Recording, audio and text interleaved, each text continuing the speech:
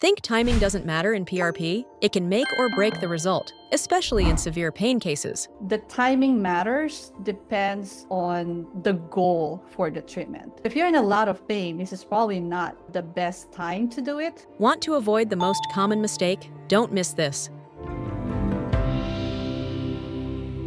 So, the use of orthobiologics in acute and chronic injuries. Does timing matter? Do we need to get all of these people in right away? Or should we let everybody wait 3 months, see if the body will heal itself? Or is the answer somewhere in between? That's a really good question, because that's probably one of the more common things that I get asked as well with my patients, is when would be the best time for me to do the procedure? You know, as for all of us who are doing these procedures, as we all know, the way that cell therapy, PRP, treats injuries, whether they're acute and chronic, is the same. They help accelerate tissue repair, they help regulate inflammation, they help decrease all the inflammatory mediators that causes pain and tissue breakdown, at least over inflammation. They do help with nerve pain by decreasing this nociceptive signaling by either decreasing inflammatory mediators or desensitizing nerve endings. And so the pathophysiology is the same in how the cell therapy treat acute or chronic pain. I think for me, the timing matters depends on the goal for the treatment. Like, for example, if a patient comes to me with an acute radiculopathy, the primary goal for that is pain relief.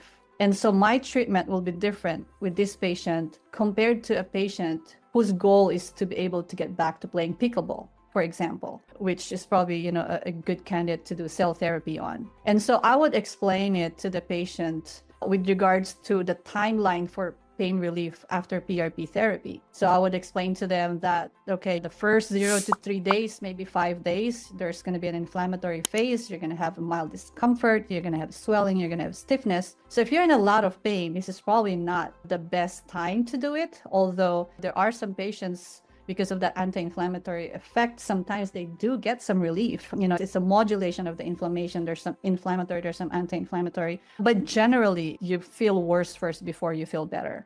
And so I would offer other options for those patients who are in acute severe pain, whether that's Shockwave or Prolotherapy or something else. Or just give their body time to heal. You know, give them time to heal. Usually 4-6 weeks, even longer. They can do physical therapy, they can do rehab, they can do other modalities that can help their body to heal. And majority of the times the patients will understand that and they would want to go that route. And so I would explain to them how PRP works, how cell therapy works, and that will determine our course of action. And that's really where timing matters for me. That's how I determine when to do cell therapy. Now, I would have patients that would come with, let's say, an acute partial tear, let's say of their supraspinatus, and they tell me, you know, I'm in a lot of pain, but I can handle pain and I want to treat this now. That may be a patient that even if you tell them, well, maybe, you know, let's see how your body heals you and give it a little bit more time. If they know what the expectations are, they are willing to do it now, I would consider doing it. So it's really an open communication within you and the patient with regards to their goals, what the expectations are, how the cell therapy works, all that stuff.